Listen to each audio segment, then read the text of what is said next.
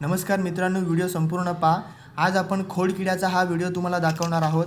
या काजूच्या बागेला खोडकिड्याची लागण झाली आणि जेव्हा लागण होते तेव्हा या पद्धतीचा चीक खोडामधून बाहेर येतो।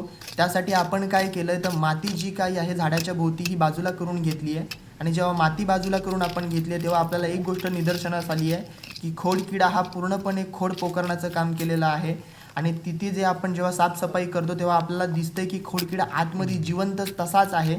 जेव्हा तुम्ही इथे बघताय हा जो तुम्हाला दिसतोय तो आहे खोडकिडा आणि हा खोडकिडा जर आपल्या झाडांना लागतोय, बागेमध्ये लागतोय तर आपली चांगली धरती झाडं मरून जाऊ शकतात।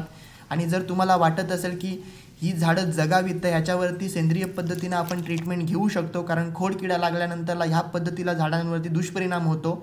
इथे जर तुम्ही बघताय तर आपण सेंद्रिय पद्धतीनं खोडकिड्याची ट्रीटमेंट घेतोय।